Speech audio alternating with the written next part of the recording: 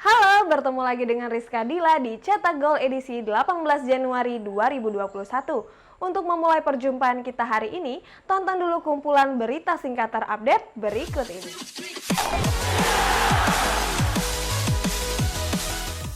Duel Liverpool dan Manchester United berakhir imbang tanpa gol. Inter Milan kalahkan Juventus 2-0. Bayern Munich kalahkan Freiburg dengan skor 2-1. Manchester City kalahkan Palace 4-0.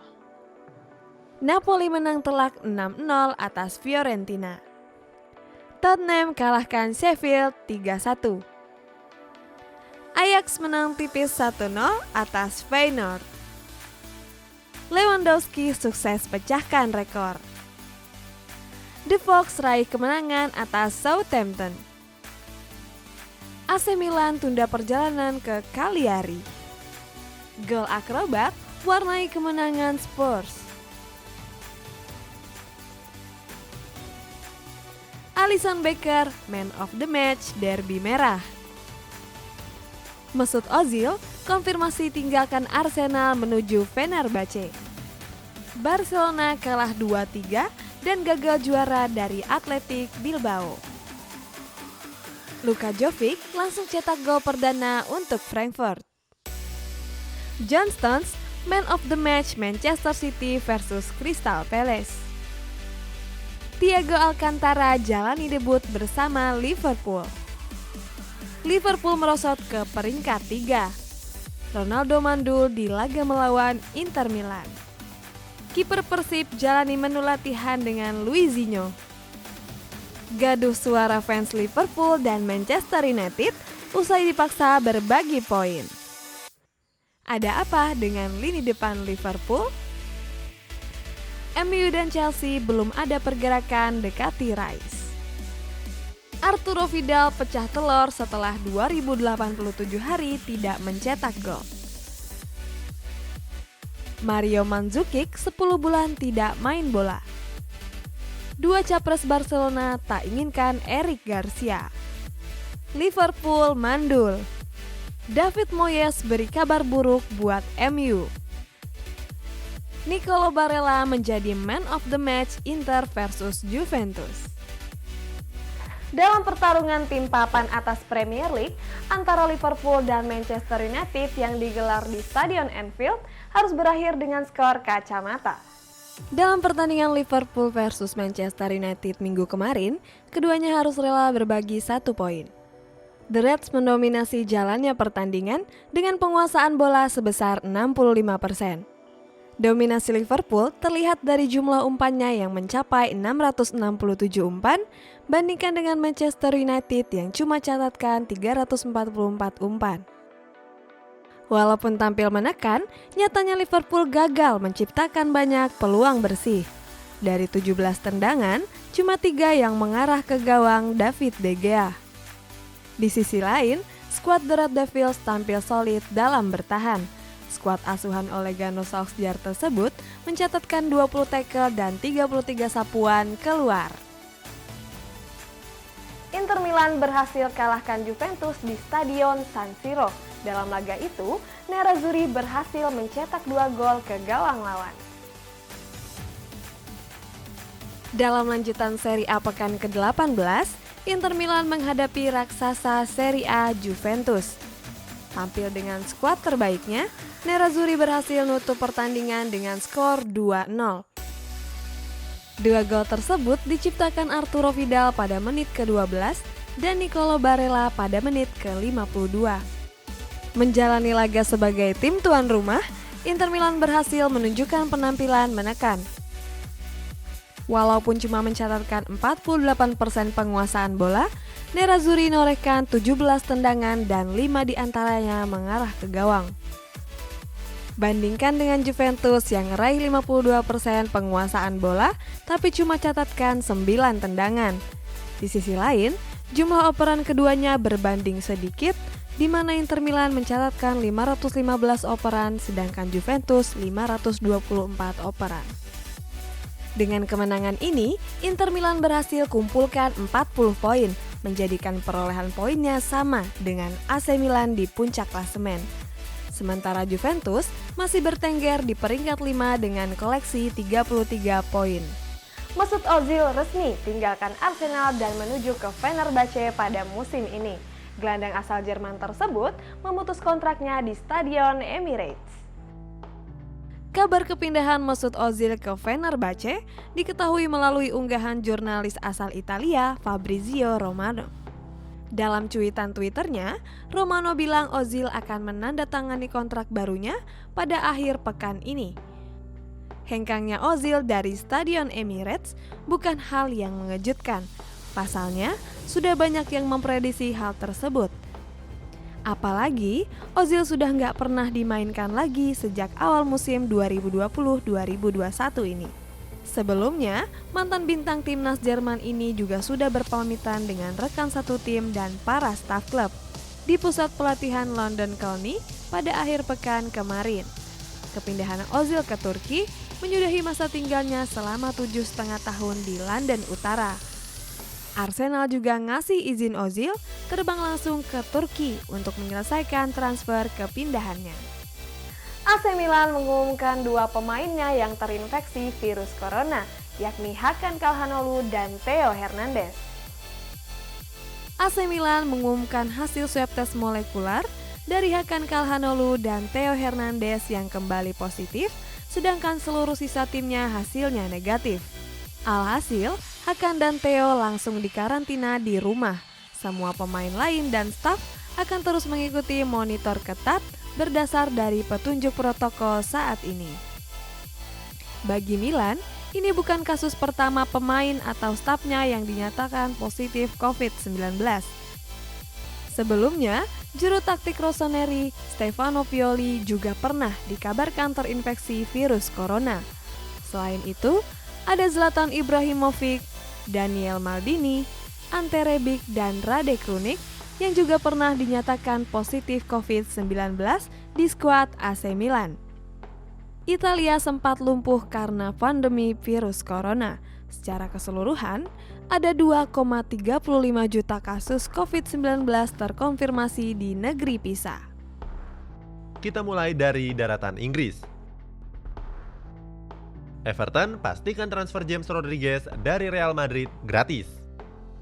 Transfer James Rodriguez menuju Everton sempat menuai tanda tanya. Pasalnya belum diketahui berapa mahar yang dikeluarkan oleh skuad The Toffees untuk Real Madrid. Everton mendatangkan James Rodriguez dari Real Madrid pada jendela transfer musim panas yang lalu. Waktu itu beredar kabar kalau The Toffees membayar 20 juta pound. Di sisi lain, BBC bilang kalau maharnya 12 juta pound sterling. Tapi klub lama Rodriguez yakni Benfield mengklaim transfer tersebut nggak melibatkan uang sama sekali. Benfield mengetahui hal tersebut dari Solidarity Payment. Sebagai informasi, Solidarity Payment adalah bayaran kepada klub yang membina pemain tersebut pada rentang umur 12 sampai 23 tahun. Kabar ini dibenarkan oleh Direktur Olahraga Everton, Michael Brands. Kepada media, Brands bilang kalau mereka mendatangkan 6 pemain baru dan salah satunya secara gratis yakni James Rodriguez. Kita lanjut ke tanah Italia. Zlatan Ibrahimovic isyaratkan perpanjang kontrak di AC Milan. Zlatan Ibrahimovic mengisyaratkan akan perpanjang kontrak 1 tahun lagi. Walaupun usianya sudah mau 40 tahun, tapi performa Ibrahimovic bukan kaleng-kaleng. Ibrahimovic datang ke AC Milan pada jendela transfer musim dingin 2019 yang lalu. Bobber asal Swedia ini menandatangani kontrak selama 1 tahun. Di Serie A musim ini, Ibrahimovic dihadang cedera yang cukup parah. Padahal dia sudah mencetak 10 gol cuma dalam 6 kali pertandingannya. Kini posisinya digantikan oleh pemain muda asal Portugal, Rafael Leao. Walaupun sudah hampir 40 tahun dan dihantam cedera, Ibrahimovic percaya masih bisa berlaga di tahun depan. Dalam sesi wawancaranya, Ibrahimovic bilang selama dia baik-baik saja, dia akan terus maju. Ibrahimovic juga menjawab alasan dia kembali ke Serie A dan bermain untuk AC Milan. Dia bilang dia melihat Atalanta di Champions League, tapi AC Milan tidak. Karena hal itu, Ibra ingin mengubah situasi tersebut. AC Milan dikabarkan mulai melakukan pendekatan kepada gelandang Bolonya Matthias van Berg. Pemain ini merupakan hasil rekomendasi dari Zlatan Ibrahimovic. Belakangan ini Milan berusaha memboyong pemain berpaspor Swedia tersebut. AC Milan santer disebut terus berusaha memboyong pemain baru. Ada pemain yang berusaha mereka datangkan pada musim dingin 2021 ini. Kini mereka mulai bergerak untuk mendekati Matthias van Berg. Ia adalah gelandang Bolonya yang berkebangsaan Swedia. AC Milan juga dikabarkan sudah menggelar kontak dengan pihak Bolonya. Rossoneri diwakili oleh Ricky Massara, sementara pihak Rossoblu diwakili oleh Walter Sabatini. Milan juga dikabarkan telah berbicara dengan agen pemain 21 tahun tersebut, Martin Dahlin. Manajemen AC Milan hanya sebatas melakukan pembicaraan awal saja. Rossoneri mengincarnya untuk didatangkan pada musim panas 2021 nanti. Milan mengejar Van Berg karena mereka mendapatkan rekomendasi dari striker andalannya Zlatan Ibrahimovic. Kabar ketertarikan AC Milan pada Matthias van Berg itu kemudian mendapatkan bantahan dari Bolonya. Walter Sabatini mengatakan kalau Rossoneri belum menghubunginya sama sekali. Menurutnya tidak ada bintang Bolonya yang ada di pasaran, itu adalah indikasi yang tepat dari Presiden Saputo. Matthias van Berg bergabung dengan Bolonya sejak 2018 yang lalu. Kabarnya AC Milan bisa merekrut eks pemain Malmo tersebut dengan harga sekitar 15 juta euro. Kita lanjutkan ke Liga Petani dari Prancis atau Jerman. Cuma 2 minggu setelah dilantik menukangi PSG, Mauricio Pochettino dinyatakan positif terjangkit COVID-19. Kabar Mauricio Pochettino positif virus corona diumumkan secara resmi oleh pihak Paris Saint-Germain pada Jumat 15 Januari waktu setempat. Sang pelatih terinfeksi COVID-19 setelah melakukan tes terbaru pasca pertandingan Piala Super Prancis melawan Marseille. Karena itu, dia akan memasuki isolasi dan mengikuti protokol kesehatan yang sesuai. Akibat pelatihnya positif COVID-19, asistennya Jesus Perez dan Miguel Di Agustino akan mengambil alih tugas untuk pertandingan di Angers. Serta beberapa pertandingan yang akan datang hingga sang pelatih negatif COVID-19 dan semua kembali seperti semula. Sebelumnya, skuad PSG memang menjadi semacam klaster kecil virus corona karena sejumlah pemain yang sudah terpapar. Beberapa personil yang sempat terjangkit diantaranya adalah Neymar, Kylian Mbappe, Mauro Icardi, Angel Di Maria, Leandro Paredes, Marquinhos, dan Keylor Navas. Kita berlanjut ke berita sepak bola tanah air. Berhentinya kompetisi 2020 disepakati oleh klub Liga 1 dan PT LIB. Klub Liga 1 meminta PT Liga Indonesia Baru untuk fokus merancang musim 2021 dan melupakan musim 2020 yang baru berjalan 3 pekan. Ini semua akibat pandemi global yang menyerang Indonesia. Pemilik klub Liga 1 2020 dan PT Liga Indonesia Baru menggelar rapat virtual membahas nasib kompetisi musim 2020 yang kini belum jelas apakah bisa digelar atau tidak. Yang pasti mayoritas klub sudah angkat tangan tentang rencana memutar kembali musim 2020 pada Februari ini. Apalagi izin dari pihak kepolisian hingga kini belum juga didapatkan oleh PT LIB dan PSSI. Dari rapat tersebut dipastikan kalau klub ingin musim 2020 dihentikan.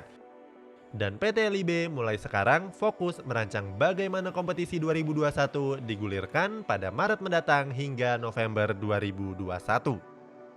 Musim 2020 baru berjalan 3 pekan dan harus terhenti karena pandemi virus corona. Dan mayoritas sudah merasa tidak relevan lagi untuk melanjutkan musim tersebut karena hingga kini belum ada kepastian. Beberapa klub juga meminta supaya pada Liga 1 2021 nanti tidak ada sistem degradasi. Awalnya PSSI memang sudah menetapkan kalau tidak ada degradasi untuk musim 2020, namun klub masih ingin hal itu tetap berlaku jika musim diubah ke 2021.